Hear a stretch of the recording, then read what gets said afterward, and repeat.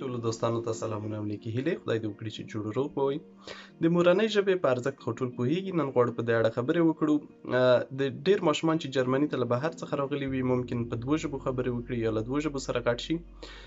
په تېره بیا د هندبوک جرمني د فالوورانو بچیان ممکن له دې حالت سره مخ وي چې هغوی په 2 ژبو خبرې وکړي. د بېلګې په ډول په ښوونځي وړکتون کې په جرمني ژبه خبرې وکړي او کله چې کور ته راځي په خپله مورنۍ ژبه ورسره خبرې وشي.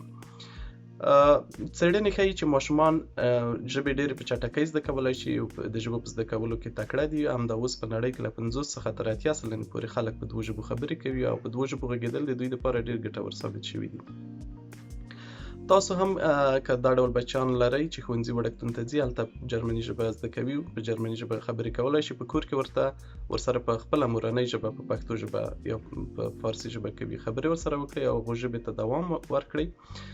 دوی ته مهمه دا ده چې پوه شي چې له چا سره په کومه ژبه خبرې وکړي. دوی دا وړتیا لري چې دواړه ژبې زده کړي، خو باید دواړه ژبې سره ګډې وډې نه کړي. البته ځینې ماشومان کیدای شي د یوې ژبې کلمې له بلې سره ګډې کړي، خو دې ته به هم اندېښنه نه کوئ، هغه ورو ورو ښه کېږي. خو مهمه دا ده چې تاسو همیشه له دوی سره په خپله ژبه خبرې وکړئ. که له کور نه بهر هم وئ، له دوی سره په خپله مورنۍ ژبه خبرې وکړئ او څوک مو باید اړ نه کړي چې خامخا له دوی سره جرمني ژبه باندې خبرې وکړئ، ځکه د اکثرو والدینو جرمني ژبه ښه نه وي زده او دا کیدای شي بیا د ستونزو لامل شي.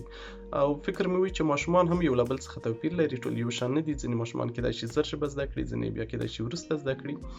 یو بل مهمه نقطه چې د هغه دا ده چې ځینې ماشومان په وړکتوب کې کارتون ګوري یا تلویزیون ګوري، کیدای شي له هغې څخه هم ژبه زده کړي، خو ښه به دا وي چې کوشش وشي دوی ته په ډېر وړکتوب کې اجازه ورنه کړل شي چې کارتون او تلویزیون وګوري.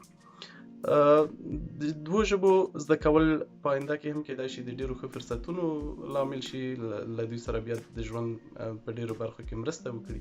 نو کوشش وکړئ چې خپلو بچیانو ته خپله مورنۍ ژبه ور زده کړئ او هغه هېره نه کړئ. ښه وخت ولرئ، روغ، خوښ او خوشحاله اوسئ.